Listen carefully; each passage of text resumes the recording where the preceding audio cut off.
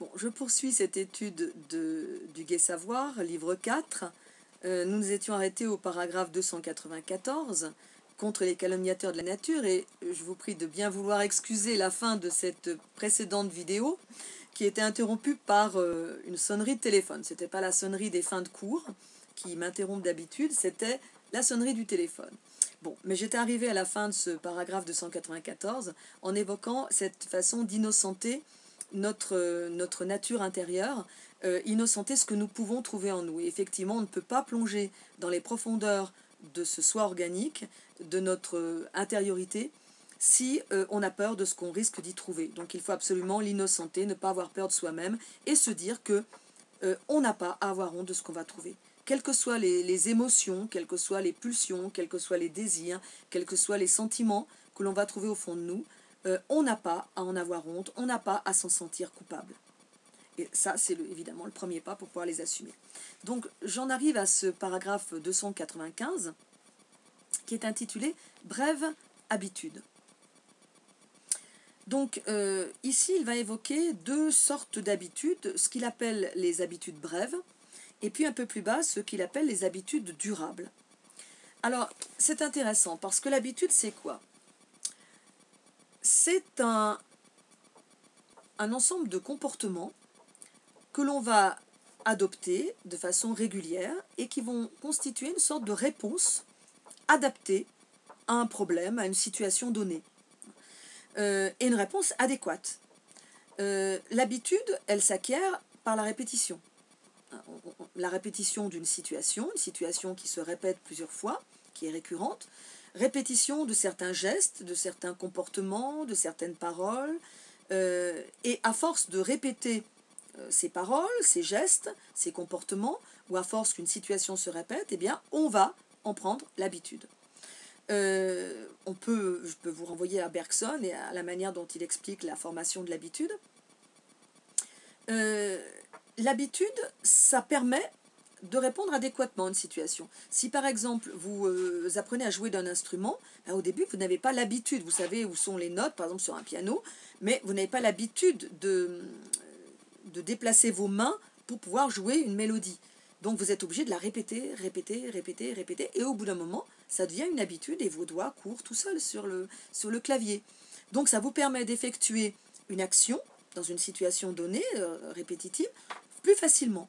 C'est pareil pour un sport, les gestes que vous allez faire pour tel ou tel sport, pour une danse par exemple, vous allez apprendre les pas et au début, les pas, vous allez faire les pas maladroitement en comptant dans votre tête 1, 2, 3, 4, 5, 6 et puis ensuite, ça va se faire tout seul parce que vous avez acquis cette habitude. On a acquis l'habitude de marcher, on a acquis l'habitude de parler, on a acquis l'habitude d'écrire, on a acquis des habitudes par rapport à nos instruments technologiques, nos portables, nos ordinateurs, etc. Donc, on acquiert ces habitudes parce qu'elles nous facilitent la vie. Et c'est cela, finalement, les habitudes brèves. Parce que ces habitudes ne doivent durer que le temps qu'elles nous servent. Si les circonstances changent et qu'on reste dans les mêmes habitudes, là, on est inadapté. Or, la vie, le vivant, le propre du vivant, c'est l'adaptabilité. On le voit avec Darwin, les espèces qui ne se sont pas habituées à un changement d'environnement, elles meurent. Les individus d'une espèce qui ne se sont pas adaptés par leur comportement individuel à un changement d'environnement meurent. Seuls vont survivre et donc se reproduire et léguer à leurs descendants un certain nombre de caractéristiques, ceux qui ont pu, espèces ou individus, s'adapter. Et s'adapter, ça veut dire changer ses habitudes. Parce que mes habitudes, elles étaient adaptées à une situation, elles ne le sont plus quand la situation change. Donc, la vie, c'est être capable de changer ses habitudes. Mais les habitudes brèves nous facilitent la vie. Parce que si chaque fois que je me mets au volant de ma voiture, j'étais obligée de me dire « Ah, qu'est-ce qu'il faut que je fasse ? Là, il y a une voiture qui s'arrête devant moi. Ah, il faut que je freine. Là, il faut que je tourne. Ah, mais je dois d'abord mettre mon clignotant. » Si j'étais obligée à chaque fois de réfléchir à ce que je fais, j'aurai le temps de rentrer dans la voiture qui est devant moi. Donc, j'ai besoin de ces habitudes qui deviennent des espèces de réflexes parce que ça me facilite la vie, parfois même ça me la sauve, la vie, en l'occurrence. Mais quand la situation change, je dois changer mes habitudes. Par exemple, j'avais depuis toujours des voitures avec des changements de vitesse. J'ai à présent une voiture avec une voiture avec une boîte automatique, hein, au début, j'avais toujours le pied qui était dans le vide. Je cherchais la pédale d'embrayage, évidemment, qui n'existait pas. Et j'avais toujours le réflexe d'avoir la main sur le levier, qui n'est plus un levier de changement de vitesse, bien sûr. Bon, c'est assez facile, on s'habitue très facilement à ce changement. Mais voilà, il faut savoir changer d'habitude. Et c'est ce qu'il nous explique ici, qu'il aime ses habitudes brèves. La brève habitude aussi possède cette croyance de la passion, la croyance à l'éternité, et que je suis enviable de l'avoir trouvée et connue. Elle me nourrit désormais le midi et soir et répand autour d'elle en moi un profond sentiment de contentement. Oui, c'est pratique. Quand on a des habitudes, c'est pratique. Mais un beau jour, elle a fait son temps. La bonne chose se sépare de moi, non comme quelque chose qui inspire désormais le dégoût, mais paisiblement et rassasiée de moi, comme je le suis d'elle, et comme si nous devions être reconnaissants l'un envers l'autre et nous tendions la main pour nous dire adieu. Et déjà, le nouveau attend à la porte. Donc la nouvelle habitude attend à la porte. Une nouvelle adaptation à quelque chose de nouveau. Or, les habitudes durables, c'est tout le contraire. Les habitudes durables, c'est celles dont on ne peut pas se débarrasser. C'est celles qui restent alors qu'elles ne servent plus à rien. Je hais en revanche les habitudes durables et j'ai l'impression qu'un tyran s'approche de moi et que l'air nécessaire à ma vie s'épaissit là où les événements prennent une configuration telle qu'ils semblent devoir engendrer nécessairement des habitudes durables. Par exemple, par l'intermédiaire d'une fonction, de la fréquentation permanente des mêmes personnes, d'une habitation fixe, d'une espèce unique de santé. Donc là, c'est quand on devient figé dans nos habitudes et qu'on n'est plus capable d'en changer. Alors souvent, on s'aperçoit que c'est le cas de personnes qui vieillissent. Les personnes qui vieillissent, elles ont moins cette souplesse d'adaptabilité. Et elles n'aiment pas quand on leur change leurs habitudes. Que ce soit à telle heure, je regarde mon feuilleton, à telle heure, je regarde le jeu télévisé, à telle heure, je vais me coucher, à telle heure, je mange. Elles ne supportent pas tout ce qui va bouleverser leurs petites habitudes parce que ce sont des habitudes qui facilitent leur quotidien. Donc si le quotidien change, évidemment, il faudrait être capable de changer d'heure du repas, de s'adapter. Et non, elles ne sont pas capables. Donc c'est le propre des personnes en situation de vieillissement. C'est le cas des personnes malades également. C'est le cas d'une vie qui est une vie inadaptée. Et c'est le cas aussi des gens dont on dit qu'ils sont psychorigides. Quelqu'un qui est psychorigide, il a des habitudes de pensée, il a des habitudes de comportement social, il a des habitudes de comportement dans son couple, dans sa famille, dans la société, dans son travail, et il ne supporte pas d'en changer. Il a décidé une fois pour toutes que c'était comme ça et pas autrement.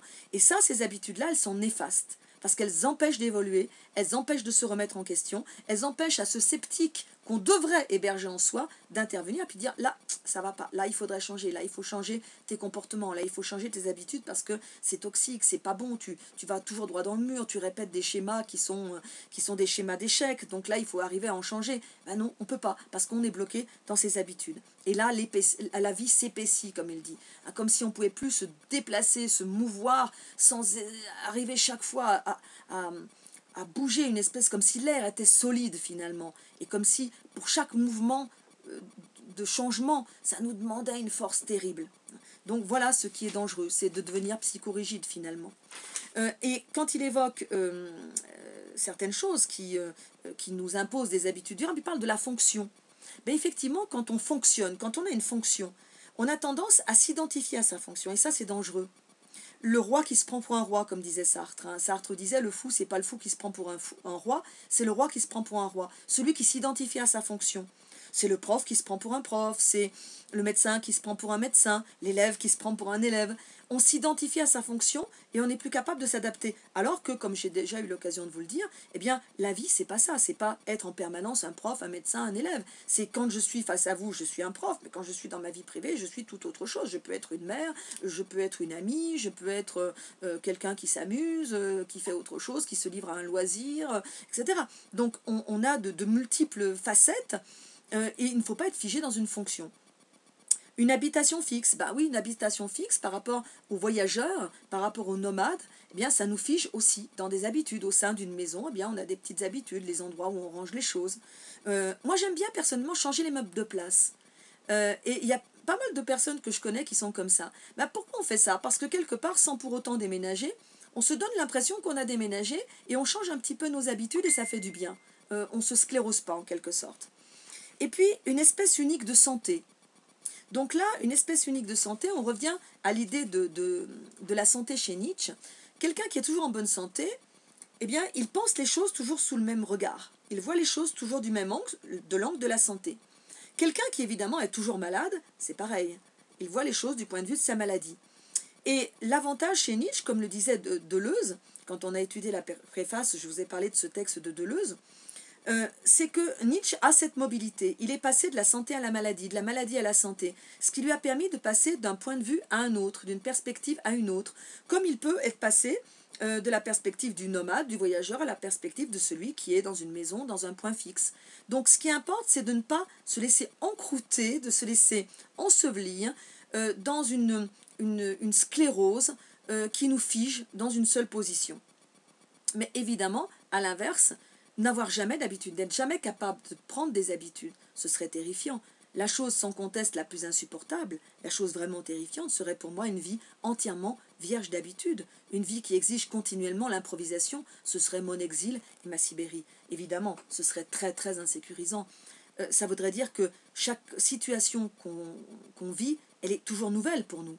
On a toujours besoin d'apprendre. Et quand on réfléchit par exemple aux animaux, ce qui nous montre que les animaux sont comme nous, c'est-à-dire qu'ils sont capables d'apprendre, qu'ils sont capables de tirer des leçons de leur expérience, c'est que quand un animal arrive devant une nouvelle situation qui lui arrive, bien, il n'est pas vierge de toute habitude. Il va avoir des réactions, il va assimiler, comparer cette nouvelle situation à des situations antérieures qu'il a vécues et dont il a tiré des leçons, et il va réagir en fonction de son vécu, en fonction de son histoire personnelle, et il va donc s'adapter à cette nouvelle situation. Et cette adaptation va lui permettre souvent de sauver sa vie. Par contre, si la situation est vraiment totalement nouvelle et que il l'assimile à une situation ancienne mais qui n'était pas la même et qu'il va reproduire des habitudes qu'il avait mais qui ne sont pas adaptées à la situation nouvelle, bien là, effectivement, il va périr, il ne va pas pouvoir survivre.